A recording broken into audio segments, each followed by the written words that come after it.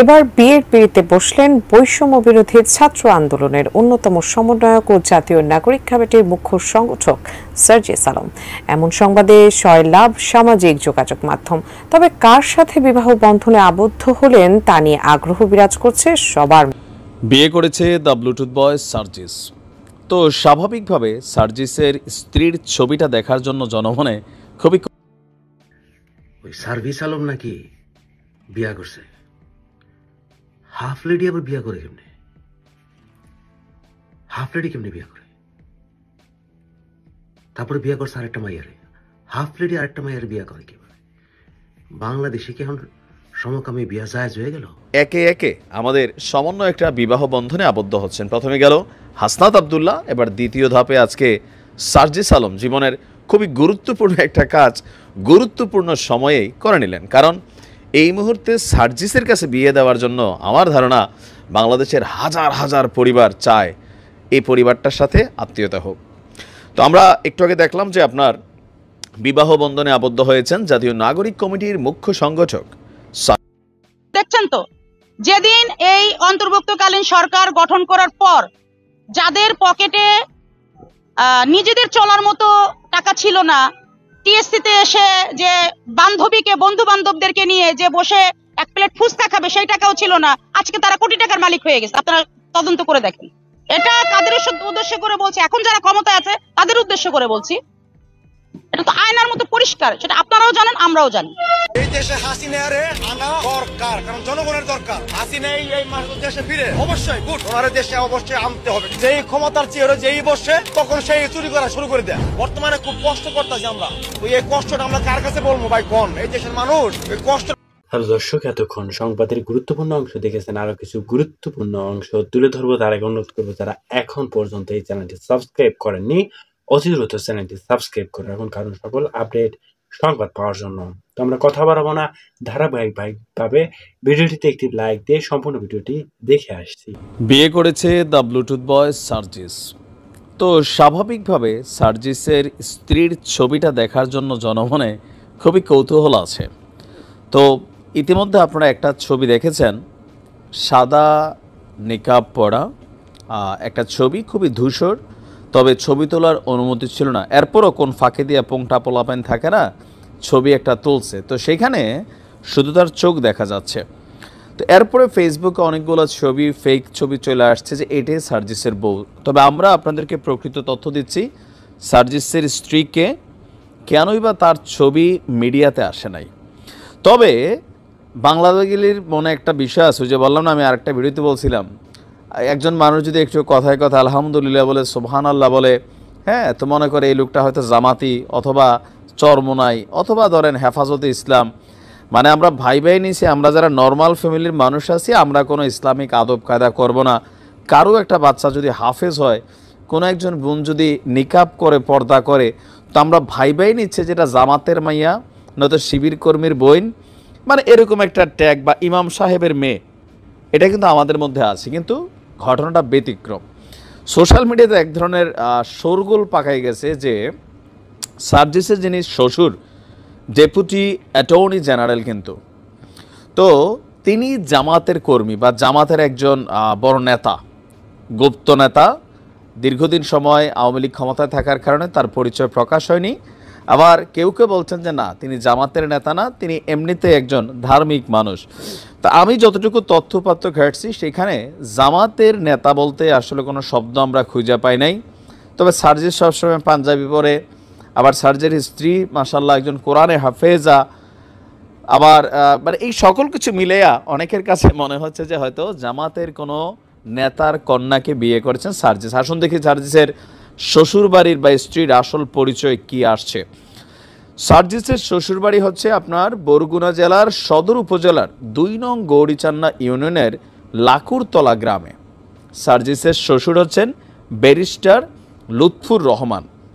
তো তিনি আপনার কি বলে যে একজন ডেপুটি অ্যাটর্নি জেনারেল, সম্ভবত সুপ্রিম কোর্টের ডেপুটি অ্যাটর্নি জেনারেল। আচ্ছা, তো এরপর ওনার সম্পর্কে যতটুকু তথ্য আমরা পাচ্ছি, তিনি আপনার পেশাগত কারণে ঢাকাতেই থাকেন। আর ওনার মেয়ে এবং 2 ছেলে, মানে সার্জিসের স্ত্রী একটাই কন্যা আপনার এই লুৎফুর রহমান সাহেবের, আর বাসা হচ্ছে রাজধানীর শাহজাহানপুর এলাকায় বসবাস করেন। আর সার্জিসের স্ত্রীর নাম হচ্ছে শারমিন আক্তার রাইতা। তিনি একজন পবিত্র কোরআনের হাফেজ। এক বোন এবং 2 ভাইয়ের মধ্যে হাফেজা রাইতা সবার বড়। সবসময় তিনি পর্দা মেনে চলেন, যার কারণে তার ছবি বা পরিচয় প্রকাশ করা হয়নি।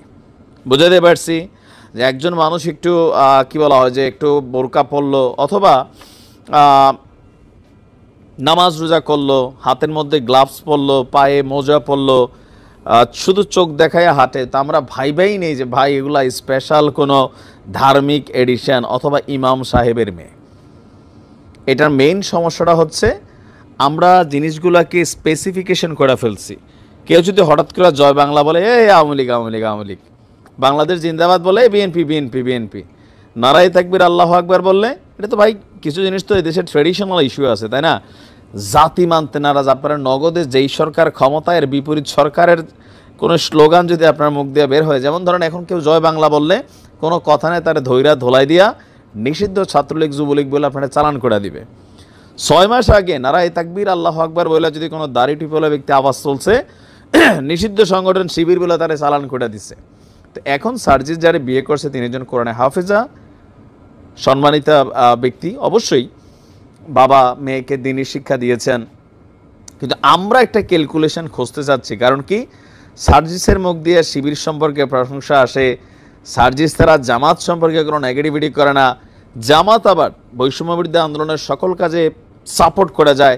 তো সেইখান থেকে মানে বিএনপিপন্থী নেতাকর্মীরা যারা আছেন, আওয়ামীপন্থী নেতাকর্মীরা যারা আছেন, তারা 2+2=4 ক্যালকুলেশন মেলানোর জন্য ভাবছেন যে জামাতের কোনো নেতার মেয়েকে বিয়ে করছেন সার্জিস। তো ব্যারিস্টার লুৎফুর রহমান সাহেবের এ পর্যন্ত কোনো পলিটিক্যাল পরিচয় সামনে আসে নাই, তবে ভবিষ্যতে আসলে হয়তো বোঝা যাবে। বাট যতটুকু বুঝলাম যে না, শর্টকাটে এরকম কিছুই না। তো যাই হোক, কংগ্রেচুলেশন দ্য ব্লুটুথ বয়। এই বৈষম্যবিরোধী ছাত্র আন্দোলনের অন্যতম সমন্বয়ক সার্জিস দ্য ব্লুটুথ বয়। এই মুহূর্তে সবই আছে, শুধু একটা জিনিসের অভাব ছিল, সেটা হচ্ছে সুন্দরী একটা বউ। তো যাই হোক, একে একে আমাদের সমন্বয় একটা বিবাহ বন্ধনে আবদ্ধ হচ্ছেন। প্রথমে গেল হাসনাত আব্দুল্লাহ, এবার দ্বিতীয় ধাপে আজকে সার্জিস আলম জীবনের খুবই গুরুত্বপূর্ণ একটা কাজ গুরুত্বপূর্ণ সময়েই করে নিলেন। কারণ এই মুহূর্তে সার্জিসের কাছে বিয়ে দেওয়ার জন্য আমার ধারণা বাংলাদেশের হাজার হাজার পরিবার চায় এই পরিবারটার সাথে আত্মীয়তা হোক। তো আমরা একটু আগে দেখলাম যে আপনার বিবাহ বন্ধনে আবদ্ধ হয়েছেন জাতীয় নাগরিক কমিটির মুখ্য সংগঠক সার্জিস আলম, আর আজকে তিনি আপনার বিয়ে করেছেন বলে তথ্যসূত্র বলছে। তো অনেকে বলছিলেন যে সার্জিসের বয়স কত, না বয়স আছে। আমরা দেখলাম যে আমাদের উপদেষ্টা আসিফ মাহমুদ তিনি যে একটা ছবি পোস্ট করেছেন, যে ছবি থেকে আসলে আমরা সবাই জানতে পেরেছি যে সার্জিস বিয়ে করেছে। সেখানে আসিফ লিখছেন যে নবজীবনে পদার্পণে অভিনন্দন সার্জিস ভাই। তো আমাদের এই বিয়ের প্রোগ্রামে মোটামুটি যারা বৈষম্যবিরোধী আন্দোলনের সমন্বয়করা আছেন, উপদেষ্টারা আছেন, সবাই ছিলেন। তো পাত্রী আসলে কে, এই মুহূর্তে প্রশ্ন। যতটুকু গণমাধ্যমের সূত্র বলছে, পাত্রী হচ্ছে তাদের পারিবারিকভাবে পছন্দকৃত পাত্রী, আর পরিবারের সম্মতিতেই এই বিয়ে হয়েছে, কোনো রিলেশন টাইপ বিয়ে এরকম না। মানে এখানে নানান কমেন্ট আছে, বাট বেশ কয়েকটা গণমাধ্যম থেকে দেখা গেল যে পরিবারের সম্মতিতেই তিনি বিয়ে করেছেন, আর পাশাপাশি পাত্রী পারিবারিকভাবে পছন্দ করা হয়েছে। পাত্রী হচ্ছে ঢাকা বিশ্ববিদ্যালয়ের একজন ছাত্রী। তবে এর বাহিরে পাত্রী সম্পর্কে আর ওইরকম কোনো তথ্য আসে নেই যে কোন জেলার, কি করেন বা কি হাবিজাবি। আর ইতিমধ্যে যে ছবিগুলো আপনারা অনেকগুলো দেখছেন, তো কোনটা যে আসলে সঠিক কোনটা যে ভুল এই মুহূর্তে সেটাও বলার সুযোগ নেই, কারণ এডিটিংয়ের যুগ চলে, এআই এডিটিংয়ের যুগ চলে। তো সার্জিসের বিয়ের খবরে আমরা কমেন্টগুলোতে বেশ কিছু মজার মন্তব্য দেখেছি। তো এর মাঝখানে কিছু কমেন্ট আছে যে যারা জুলাই আন্দোলনে আহতরা আছেন তাদের বক্তব্য, ভাই আমরা হাসপাতালের বেডে শুয়া চিকিৎসার জন্য কাতরাচ্ছি, আমরা চিকিৎসা পাচ্ছি না, আর আপনারা ওদিক দিয়ে নাম পদবি ব্যবহার করে বিয়ে শাদী করে অ্যাশ করতেছেন। তো এখানে নানান ধরনের আবার আওয়ামীপন্থী যারা আছেন লিখতেছেন, হায় হায় রে, দেখো এই পোলার নমুনা কি, এরা তো দেশটা এই করতেছে। আবার যারা তাদের সমর্থকরা আছেন তারা কংগ্রেচুলেশন দিচ্ছেন যে ভাই বিবাহিত জীবন সুখের হোক, আগামী দিনে রাজপথে আপনাকে আরও বড় হিসাবে দেখতে চাই। আবার কেউ কেউ বলছেন যে জীবনের দ্বিতীয় ইনিংস শুরু, বিয়ে করলেন তো শেষ হয়ে গেলেন, মানে থাকে না নানান ধরনের মিক্সিং বক্তব্য। তবে আমরা দোয়া করি বিবাহিত জীবন ভাই প্রত্যেক পুরুষের সুখী হওয়া জরুরি। আর এখন যে সময়টা সমন্বয়কদের জন্য মানসিক একটা শান্তির জায়গা দরকার আছে, একটা মানসিক সাপোর্টিংয়ের জায়গা দরকার আছে। হ্যাঁ, ধরেন ঘরের বউ যদি ভালো হয় তাহলে অনেক কিছুই। সুইজারল্যান্ডের দাভোসে ওয়ার্ল্ড ইকোনমিক ফোরামের সম্মেলনে যোগ দিতে গিয়ে ডক্টর ইউনুস ফিনান্সিয়াল টাইমসকে একটা ইন্টারভিউ দিয়েছেন এবং সেখানে স্টুডেন্টদের দল গঠন নিয়ে কিছু কথা বলেছেন। এর মধ্যে একটা মন্তব্যকে রীতিমতো বোমা ফাটানো বলে মনে হতে পারে, আমি তাই মনে করি। এবং এই মন্তব্য আমাদের রাজনৈতিক মাঠে বড় উত্তাপ তৈরি করার সম্ভাবনা আছে, যদি না প্রধান উপদেষ্টার পক্ষ থেকে এই ব্যাপারে ক্লারিফিকেশন দেওয়া হয় এবং সেটা যদি তিনি ডিসওন না করেন। আমি বক্তব্যটা একটু পড়ি। প্রথম আলো বা অন্যান্য অনেক পত্রিকা এটাকে ট্রান্সলেট করেছে। এটার মূল ভার্সন যেটা, আমি ওনার পডকাস্টটাও শুনেছি, এটা পাওয়া যায়, আপনারা যে কেউ শুনে নিতে পারেন। ওখানে একটু মূল বিষয় যাওয়ার আগে ওখানে বলি, ওখানে মূলত উনি কিভাবে দায়িত্ব নিয়েছেন, কি প্রেক্ষাপটে নিয়েছেন, এই গল্পগুলো তার মুখে আমরা অনেকবার শুনেছি। তিনি আবারও সেগুলো বলেছেন, সেগুলো জানিয়েছেন। ভারতের প্রোপাগ্যান্ডার জবাব দিয়েছেন খুবই চমৎকারভাবে, মিথ্যা প্রোপাগ্যান্ডা যেগুলো হচ্ছে। এবং তার চাইতেও খুব মজা লেগেছে আমার কাছে, টিউলিপ সিদ্দিক নিয়ে আলোচনা করছিলেন এবং এই চোর বা এই ডাকাত ফ্যামিলিটাকে নিয়ে যে কঠোর ভাষায় তিনি আগেও কথা বলেছিলেন সেটা আবার বললেন এবং দুর্দান্ত লেগেছে। এবং আমি ট্রুলি বিশ্বাস করি টিউলিপ সিদ্দিকের চাকুরি, মানে মন্ত্রিত্বের চাকুরি যাওয়ার ক্ষেত্রে খুব বড় রোল প্লে করেছিল আমাদের প্রধান উপদেষ্টার বক্তব্য। তিনি দেশে থাকতেই এটা নিয়ে খুব কঠোর অবস্থান জানিয়েছিলেন। তো অফ টপিক হলে যোগ করে রাখি, টিউলিপ সিদ্দিকের এমপিত্ব নিয়ে আলাপ চলছে এবং আমি মনে করি ওখানে বাংলাদেশি যে কমিউনিটি আছে, ডায়াসপোরা যারা আছেন, তারা তার মানে এমপিত্ব থেকেও তাকে যেন সরে যেতে হয় সেই চাপ তারা অব্যাহত রাখবেন। এখানে ডক্টর ইউনুস ছাত্রদেরকে নিয়ে যা বলেছে, বিশেষ করে শেষ অংশের কথাটাই সবচেয়ে বেশি প্রশ্ন আসবে বলে আমি মনে করি। সেটার আগে এমনি দল নিয়ে অনেক কথা বলেছেন, একটু পড়ি। একটি সম্ভাবনা হলো ছাত্ররা নিজেরাই একটি দল গঠন করে। আমি তাকে কোট করছি। শুরুতে যখন তারা উপদেষ্টা পরিষদ গঠন করেছে তখন আমি 3 জন ছাত্রকে আমার উপদেষ্টা পরিষদে নিয়েছিলাম। আমি বলেছিলাম যদি তারা দেশকে প্রাণ দিতে পারে তাহলে তারা উপদেষ্টা পরিষদে বসতে পারে এবং প্রাণ দেওয়ার জন্য কি করেছে সেই বিষয়ে সিদ্ধান্ত দিতে পারে। তারা ভালো কাজ করছে। এখন ছাত্ররা বলছে তারা কেন নিজস্ব দল গঠন করছে না, তারা একটা সুযোগ নেবে। তারা বলছেন যে তাদের কোনো সুযোগ নেই, এমনকি সংসদে একটি আসনও থাকবে না। কেন? কারণ কেউ তাদেরকে চেনে না। এই প্রসঙ্গে ডক্টর ইউনূস আরও বলেন, আমি তাদের বললাম পুরো জাতি তাদেরকে চেনে, তারা যা করতে চায় সেই বিষয়ে তাদেরকে একটা সুযোগ দেই, সুতরাং তারা এটা করবে। অধ্যাপক মোহাম্মদ ইউনূস বলেন দল গঠনের প্রক্রিয়ার মধ্যে তারা হয়তো বিচ্ছিন্ন হয়ে পড়বে, একটু আশঙ্কার কথা আছে বাংলাদেশের যে টিপিক্যাল রাজনৈতিক কালচার।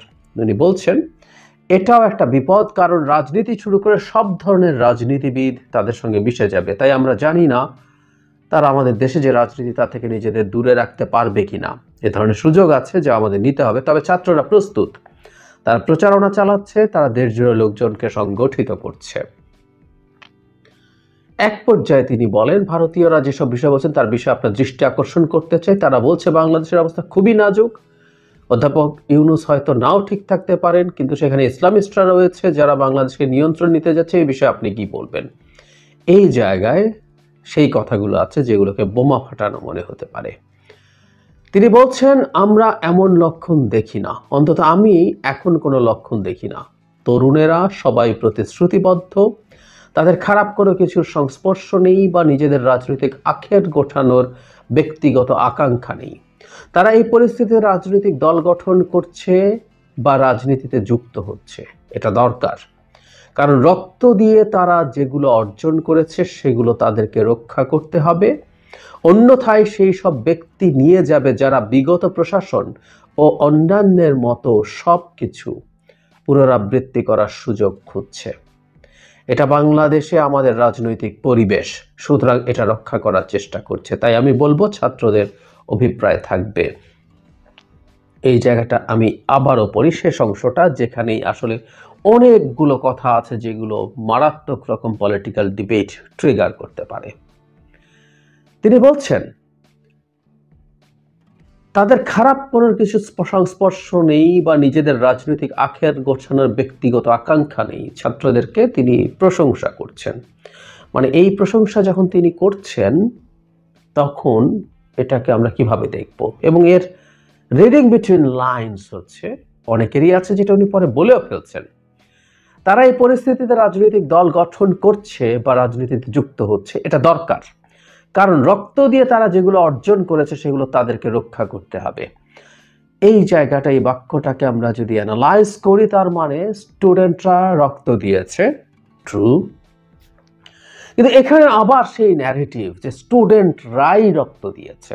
আমি বলছি না এইভাবে বলা হয়েছে, কিন্তু আমরা যদি কনটেক্সটের সাথে মেলাই, আমাদের প্রধান উপদেষ্টা এই মুভমেন্টের পর দায়িত্ব নেওয়ার পর থেকে স্টুডেন্টরা তাকে এমপ্লয় করেছে, স্টুডেন্টরাই সব কিছু করেছে, তরুণরাই সব করে ফেলছে এবং স্টুডেন্টরা বিশেষ করে সব করছে, এই আলাপ উনি ক্রমাগত দিয়েছেন। নট অনলি দ্যাট, এই মুভমেন্টটা একটা মিটিকুলাসলি প্ল্যান্ড মুভমেন্ট ছিল। উনি যখন জাতিসংঘের সাধারণ পরিষদের অধিবেশনে গিয়েছিলেন তখন মিস্টার মাহফুজ আলমকে তিনি এই মুভমেন্টে ব্রেইন বিহাইন্ড দ্য মুভমেন্ট বলে পরিচয় করে দিয়েছেন। পরে আমরা কথ্য ভাষায় অনেকে এটাকে মাস্টার মাইন্ড এই শব্দটা ব্যবহার করতাম। যদিও ডাভোসে এসে তিনি এটাকে একটা স্পন্টেনিয়াস মুভমেন্ট এবং এখানে কোনো লিডার ছিল না বলেছেন। কিন্তু এখানে আবার যেহেতু তার একটা প্রিভিয়াস ব্যাকগ্রাউন্ড আছে, স্টুডেন্টদেরকে আবারও ক্রেডিট দেওয়ার একটা টেন্ডেন্সি আমি মনে করি আমাদের এই পোস্ট 5th অগস্ট আমাদের মধ্যে যে ধরনের বিভেদ তৈরি হয়েছে তার মধ্যে একটা খুব বড় কারণ হচ্ছে এই ক্রেডিট ক্লেম করা। স্টুডেন্টরা তার জায়গা থেকে করছিলেন, কিন্তু যখন প্রধান উপদেষ্টা সেটাকে এন্ডোর্স করছিলেন সেটা বিভেদটাকে আরও বাড়িয়ে দিয়েছিল। এখানে কিন্তু আবার কারণ তারা রক্ত দিয়ে যেগুলো অর্জন করেছে সেগুলো তাদেরকে রক্ষা করতে হবে। পরের বাক্যটাও কিন্তু, পরের অংশটা বাক্যের পরের ক্লজটাও খুবই বিতর্ক তৈরি করতে পারে। তার মানে হচ্ছে ছাত্ররা যা অর্জন করেছে সেটা আর কেউ রক্ষা করতে পারবে না, তাই ছাত্রদেরকে সেটা রক্ষা করতে হবে। তাত্ত্বিকভাবে বলছি, নির্বাচনের ক্ষেত্রে যদি একটা দল ক্ষমতায় আসে, নিশ্চয় আওয়ামী লীগ আসছে না, সো আওয়ামী লীগের বাইরে প্রত্যেকটা রাজনৈতিক দল এবং প্রত্যেকটা সংগঠন ব্যক্তি এই অভ্যুত্থানের পক্ষে ছিল, অনেক অ্যাক্টিভলি মাঠে ছিলেন, প্রত্যেকেই শেখ হাসিনার এই বিভৎস মাফিয়া রেজিমের বিরুদ্ধে লড়াই করেছে। সো তাহলে কি প্রশ্নটা এটা দাঁড়ালো, তাদের কেউ যদি ক্ষমতায় যায় তারা যে অর্জন হয়েছে সেটা রক্ষা করতে পারবে না? আচ্ছা, যদি না পারে তাহলে তো ছাত্রদেরকে ক্ষমতায় যেতে হবে, ক্ষমতায় গিয়ে এটা রক্ষা করতে হবে। তাহলে কি ছাত্রদের ক্ষমতায় যাওয়াটাই জরুরি? ছাত্রদের ক্ষমতা যাওয়া ছাড়া তারা এটা রক্ষা করতে পারছে না, তাই না? রাজনীতিতে যদি যায় তারা, বা রাজনীতিতে আসলে তো করা যায় না, সো ছাত্রদের তো ক্ষমতায় যাওয়ার প্রবাবিলিটি নাই। কিন্তু এর মধ্যে এরকম ইন্টারপ্রিটেশন কেউ তৈরি করতে পারেন, কারণ উনি বলছেন এরপর, অন্যথায় সেগুলো সেই সব ব্যক্তি নিয়ে যাবে যারা বিগত প্রশাসন ও অন্যান্যের মতো সবকিছুর পুনরাবৃত্তি করার সুযোগ খুঁজছে। Let's call a spade a spade. কেউ বলবেন যে বাক্যের মাধ্যমে কি বুঝিয়েছেন, যারা এটা করে তাদেরকে বুঝিয়েছেন, কিন্তু আমার কাছে মনে হয় এক্সিস্টিং পলিটিক্যাল পার্টিগুলো, বিশেষ করে যারা ক্ষমতায় যাওয়ার সম্ভাবনা খুব বেশি, যে বললাম স্পেডকে স্পেড যদি বলি, তাহলে আসলে এখানে বিএনপির প্রতি একটা ইঙ্গিত আছে, এরকম একটা ইন্টারপ্রিটেশন করা যায়। আমি বলছি না আমাদের প্রধান উপদেষ্টা এই কাজটা করেছেনই, কিন্তু পড়লে এই ইন্টারপ্রিটেশন করা যায়, কারণ দীর্ঘদিন থেকে বিএনপির বিরুদ্ধে ছাত্ররাই এই ক্যাম্পেইন করেছে। নট অনলি স্টুডেন্টস, জামায়াতও এই ক্যাম্পেইন করার চেষ্টা করেছে, তারাও নাম না ধরে বলেছে যে এক গ্রুপ গেছে আরেক গ্রুপ খাওয়ার জন্য উদ্গ্রীব হয়ে আছে, সেই জন্যই তারা খুব দ্রুত নির্বাচন চায়। এই আলাপগুলো জামায়াত করেছে, এই আলাপগুলো ছাত্ররাও করেছে, আমাদের চোখে নিশ্চয়ই পড়েছে। সো এখানে যখন প্রধান উপদেষ্টা একই ন্যারেটিভ একই বক্তব্য দিয়ে এক্সিস্টিং পলিটিক্যাল পার্টিগুলোর প্রতি ইঙ্গিত করেন, সেটাও কিন্তু খুবই প্রবলেম্যাটিক। তারপর বলছেন এটাই বাংলাদেশে আমাদের রাজনৈতিক পরিবেশ, সুতরাং তারা এটা রক্ষা করার চেষ্টা করছে। তাই আমি বলবো ছাত্রদের অভিপ্রায় স্বচ্ছ থাকবে। কোন সময়ে এই বক্তব্যটা আসলো? যখন কয়েকদিন আগেই বিএনপি মহাসচিব সরকারের নিরপেক্ষতা নিয়ে প্রশ্ন তুলেছিলেন। উনি প্রশ্ন আসলে তোলেন, উনি বলেছেন সরকার যদি নিরপেক্ষ না থাকে তাহলে সেই সরকার নিরপেক্ষ থাকা উচিত হবে, কারণ স্টুডেন্টরা যদি দল তৈরি করে নিরপেক্ষতা নিয়ে প্রশ্ন আসতে পারে, তখন স্টুডেন্টদের ওই সরকারে থাকা না থাকা নিয়ে প্রশ্ন। এরপরেই তাকে জিজ্ঞেস করা হয়েছিল যে সরকারকে উনি এখন পর্যন্ত নিরপেক্ষ মনে করেন কিনা। তিনি কিন্তু বলেছেন যে এখন পর্যন্ত উনি নিরপেক্ষই মনে করেন। কিন্তু যখন উনি এই প্রশ্ন তুলছেন, তখন যখন প্রধান উপদেষ্টা স্বয়ং এই ধরনের একটা বক্তব্য দেন যেটার অনেক রকম ইন্টারপ্রিটেশন হতে পারে, লজিক্যালি জাস্ট টেক্সচুয়াল ইন্টারপ্রিটেশনই হতে পারে, আর রিডিং বিটুইন লাইন্সে তো অনেক কিছুই আসতে পারে সম্ভব। ফলে এই প্রশ্নটা যখন আসবে, তখন বিএনপি যে কথাটা বলছিল যে নিরপেক্ষতা নিয়ে প্রশ্ন সরকারের, সেই প্রশ্নটা তো বেশ উচ্চকিত হয়ে উঠবে। এবং এই ঘটনাটা এমন সময় ঘটবে যখন বিএনপি আর সরকারের মধ্যে কিছুটা অবিশ্বাসের পরিস্থিতি আমরা দেখতে পাচ্ছি। এই ঘটনা প্রধান উপদেষ্টার এই বক্তব্যের আগেই বিএনপি ফেব্রুয়ারিতে তাদের নির্বাচনের দাবিতে মাঠে নামার আওয়াজ তুলছিল। তারা জুলাই আগস্টে তাদের নির্বাচন চাইছিল। এটাকে এক ধরনের রেটরিক হিসাবে আমি ইন্টারপ্রিট করেছি যে বিএনপি হয়তো এই বছরের মধ্যে, মানে ডিসেম্বরের মধ্যে নির্বাচন হলেই will be happy with that. কিন্তু এখন এই প্রেক্ষাপটে যখন এই আলাপটা আসলো, এটা বিএনপিকে আরো ভীত করে তুলবে। মানে বিএনপির ছাত্রদের দল নিয়ে আমি ব্যক্তিগতভাবে মনে করি ছাত্রদের দলটা যেমন হতে যাচ্ছে, যা হতে যাচ্ছে, এটা বহুদিন সময় লাগবে। তারা অনেক ভুল করেছেন, এই কারণে সময় আরো বেশি লাগবে। স্টিল তাদের একটা ভালো পটেনশিয়াল আছে, কিন্তু বিএনপিকে চ্যালেঞ্জ জানানোর মতো পরিস্থিতিতে যাওয়া, নির্বাচনের চ্যালেঞ্জ জানানোর পরিস্থিতিতে যাওয়া অনেক অনেক বছরের ব্যাপার। মানে আমি এভাবে বলি যে অন্তত 20 বছরেও যদি ছাত্রদের এই দল, নতুন দলটা যদি একটা বাংলাদেশের খুব গুরুত্বপূর্ণ স্টেক হোল্ডার হয়ে ওঠে পলিটিক্যাল ফিল্ডে, পলিটিক্যাল পার্টিদের মধ্যে, এটাই অনেক কিছু। তো বিএনপির আসলে কোনো বিপদের কোনো সুযোগ নেই, সম্ভাবনা নেই। কিন্তু বিএনপির ওই ভীতির জায়গাটা হচ্ছে কোনো না কোনোভাবে নির্বাচনকে ম্যানিপুলেটেড হয় কিনা, বা নির্বাচন পর্যন্তই গেল না, কিছু না কিছু একটা ঘটলো, কিছু না কিছু একটা ঘটানো হলো, যে কারণে নির্বাচন হলো না, নির্বাচন পেছাতে থাকলো। এই ভীতির জায়গাগুলো আছে, এবং এখন এই ভীতির পরিস্থিতিও তৈরি হলো প্রধান উপদেষ্টার বক্তব্যের ক্ষেত্রে। এখন বিএনপি যদি তার নির্বাচনের দাবিতে, তার এই ভীতিজনিত কারণে সে যদি নির্বাচনের দাবিতে আরো মাঠে নেমে আসে, সেটা এই মুহূর্তে একটা সাংঘর্ষিক পরিস্থিতি তৈরি করতে পারে। সংঘর্ষ কি ইন্টেন্সিটিতে হবে যদি হয়, আমরা কোনোভাবেই চাই না সেটা হোক, কিন্তু যদি হয় সেখানে ছাত্রদের শক্তি সেই অর্থে আর অতটা নেই। এবং ছাত্রদের সাথে জামায়াতের, শিবিরের এক ধরনের অ্যালাইনমেন্ট আমরা দেখতে পাচ্ছি বক্তব্যের ক্ষেত্রে, এবং এটা শোনা যায় তাদের সমাবেশে বহু সময় জামায়াত শিবিরের অ্যাক্টিভিস্টরা, কর্মীরা, সমর্থকরা গিয়ে হাজির হন। সো এই দুই পক্ষেরও, মানে বিএনপির সাথে যদি এই দুই পক্ষেরও কোনো সাংঘর্ষিক পরিস্থিতি হয়, অথবা বিএনপি যদি মাঠে নেমে যায়, এই প্রশ্নটা আমরা করতে পারি যে এই সরকার কি শেখ হাসিনার মতো গুলি করে, গ্রেফতার করে, গুম করে, বিচার বহির্ভূত হত্যা করে, মামলা করে ক্ষমতায় টিকে থাকবে? তারা কি সেটা অ্যাফোর্ড করতে পারে? আরো গুরুত্বপূর্ণ প্রশ্ন আছে, পুলিশ কি, শেখ হাসিনার পুলিশ যেভাবে শেখ হাসিনার কথা শুনেছে, এই পুলিশ কি বিএনপির মতো একটা দলের বিরুদ্ধে সেভাবে এখন নামবে এই সরকারের কথা শুনে, যে সরকারটা অলরেডি বেশ উইক একটা সরকার বলে মনে হয়? তার চাইতে ওই যে বললাম, যদি শোনেও, তাহলে কি ডক্টর ইউনূস শেখ হাসিনা হয়ে উঠবেন ক্ষমতা টিকিয়ে রাখার জন্য? অনেক রকম জটিলতার পরিস্থিতি তৈরি হতে পারে যদি সরকার এই রাজনৈতিক দলের পেছনে আছেন, বিশেষ করে ডক্টর ইউনূস এটাকে সমর্থন দিচ্ছেন, এরকম যদি পারসেপশন তৈরি হয়। এর আগে কখনো কখনো কোনো না কোনো উপদেষ্টার বক্তব্যের মধ্যে আমরা এক্সিস্টিং দলগুলোর প্রতি তীব্র আক্রমণ, তাচ্ছিল্য, এগুলো দেখেছি। নির্বাচন প্রশ্নে কেউকে বিএনপি যে ধরনের বক্তব্য দিচ্ছে, বিশেষ করে নির্বাচন, সেটা নিয়ে পাল্টা আক্রমণ করতে দেখেছি। কিন্তু আমাদের প্রধান উপদেষ্টা দীর্ঘদিন থেকে একটা আলাপ করেছেন, বলেছেন, রিপিটেডলি বলেছেন যে তারা মূলত ফ্যাসিলিটেট করছেন, তারা বিভিন্ন দলগুলোর মধ্যে সংস্কার সহ সবকিছু নিয়ে আলাপ করে একটা নির্বাচিত সরকারের কাছে ক্ষমতা দিয়ে চলে যাওয়ার জন্য।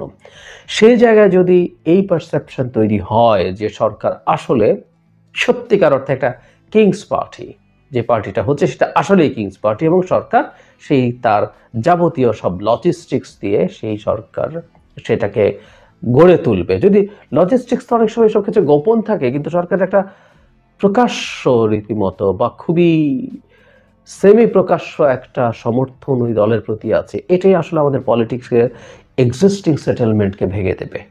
কারণ সবগুলো দল এই সরকারকে সমর্থন করেছে কারণ তারা একটা অন্তর্বর্তীকালীন নিরপেক্ষ সরকার যার কোনো পলিটিক্যাল স্টেক নেই। সেটা যদি তৈরি হয়, পরিস্থিতি যথেষ্ট খারাপের দিকে যেতে পারে। বটম লাইন, আমরা আসলে আরেকটু বুঝতে চাই, আমরা প্রধান উপদেষ্টার দিক থেকে একটা ক্ল্যারিফিকেশন পাওয়াও হয়তো আমাদের জন্য ভালো হবে। আমরা আগেও দেখেছি যখন কোনো কনফিউশন তৈরি হয়েছে তখন এক ধরনের ক্ল্যারিফিকেশন দেয়া হয়েছে। আমাদের নিশ্চয়ই মনে আছে আল জাজিরার সাথে সাক্ষাৎকারে সরকার কতদিন ক্ষমতায় থাকবে, 4 বছর থাকতে পারে ধরনের একটা বক্তব্য তার ওই স্পিচ, তার ইন্টারভিউতে ছিল, ইন্টারপ্রিট করা যায়। তিনি সেটাকে ডিসাউন্ড করেছেন। একটি রিপোর্ট প্রকাশ করেছে দ্য ইকোনমিক টাইমস, সেনাবাহিনীতে কুয়ের চেষ্টা করা হচ্ছে, আমাদের সেনাপ্রধান জেনারেল ওয়াকারুজ্জামানকে উৎখাত করার ষড়যন্ত্র করা হচ্ছে, এমন খবর দ্য ইকোনমিক টাইমস দিয়েছে, ভারতের অন্যতম প্রভাবশালী একটি গণমাধ্যম। সেনাবাহিনীতে পাল্টা কুয়ের নানান ধরনের ইতিহাস আমাদের সামনে রয়েছে, নানান ধরনের ঘটনা সম্পর্কে আমরা জানি, কিন্তু বর্তমান সময়ে এই ধরনের কোনো কিছু ঘটতে যাচ্ছে কিনা আমরা নিশ্চিত নই। তবে যে ধরনের রিপোর্ট ভারতের গণমাধ্যমগুলোতে প্রকাশ হচ্ছে, ইকোনমিক টাইমস এই রিপোর্টটি বেশ কয়েকদিন আগে প্রচার করেছে, 26শে জানুয়ারি। তারপরে এসে 30শে জানুয়ারি আনন্দবাজার এই ধরনের একটি রিপোর্ট প্রকাশ করেছে। এর কোনোটির প্রতিবাদ প্রধান উপদেষ্টা প্রেস উইং থেকে এসেছে, কোনোটির বিরুদ্ধে কোনো প্রতিবাদ আমাদের চোখের সামনে পড়েনি। কেন পড়েনি সেটাও আমি ঠিক বলতে পারবো না। দ্য ইকোনমিক টাইমস যেটি বলছে যে প্রতিবেশী দেশ অর্থাৎ বাংলাদেশে ইসলামপন্থী এবং প্রগতিশীলদের মধ্যে চলমান সংঘর্ষের মধ্যে বাংলাদেশ সেনাবাহিনীতে একটি সম্ভাব্য অভ্যুত্থান নিয়ে গুঞ্জন চলছে। সেনাবাহিনীর একজন শীর্ষ কর্মকর্তা, যার নাম এখানে উল্লেখ করা হয়েছে, আমি উল্লেখ করছি না সঙ্গত কারণেই বলা হচ্ছে, ওই শীর্ষ কর্মকর্তা সেনাবাহিনীর লাগাম নেওয়ার ষড়যন্ত্র করতে পারেন। এখন এইগুলো যে রিপোর্ট আকারে প্রকাশ হচ্ছে, এর পিছনে উদ্দেশ্য নানান ধরনের থাকতে পারে, হতে পারে আমি জানি না যে তারা আসলেই কোনো সোর্স থেকে এই ধরনের তথ্য পেয়েছে কিনা, আবার এগুলো ইচ্ছাকৃত করে সেনাবাহিনীর মধ্যে বিভাজন সৃষ্টির একটা চেষ্টা থাকতে পারে, সন্দেহের বীজ ঢুকিয়ে দেওয়ার চেষ্টা থাকতে পারে। তবে তারা যেভাবে উল্লেখ করছে মোটামুটি মনে হচ্ছে যে এরকম একটা সত্যতা অবশ্যই রয়েছে। এখানে বলা হচ্ছে যে ওই শীর্ষ সেনা কর্মকর্তা গত সপ্তাহে নাকি পাকিস্তানের গোয়েন্দা সংস্থা ISI এর প্রধান ঢাকা সফর করে গেছেন। সে সময়ে তিনি তার সঙ্গে বৈঠকও করেছেন। এমনকি সেনাবাহিনীর বিভিন্ন সূত্রগুলো নাকি ইকোনমিক টাইমসকে জানাচ্ছে যে তিনি বাংলাদেশের সেনাবাহিনীর গোয়েন্দা দপ্তর বা গোয়েন্দা যে শাখা সেটির সমর্থন নিয়ে আরও চেষ্টা করছেন। আমাদের সেনাপ্রধান সম্পর্কে তো দুটি গ্রুপ দাঁড়িয়ে গেছে, একটি তার পক্ষে একটি বিপক্ষে, দেশের অভ্যন্তরেই। সেই জায়গা থেকে তারা যেমন একটি পক্ষ নিয়ে তার সম্বন্ধে যে ন্যারেটিভ আমাদের সামনে উপস্থাপন করছে ইকোনমিক টাইমস, সেখানে বলা হচ্ছে যে বর্তমান সেনাপ্রধান জেনারেল ওয়াকারুজ্জামান আদর্শগতভাবে একজন মধ্যপন্থী, ভারতের প্রতি অনুকূল মনোভাব তিনি পোষণ করেন। এবং সেনাবাহিনীকে বাংলাদেশের স্থিতিশীলতার জন্য গুরুত্বপূর্ণ প্রতিষ্ঠান হিসেবে অবস্থান করে দেশটির একটি পূর্ণাঙ্গ ইসলামপন্থী অধিগ্রহণকে প্রতিরোধ করছেন।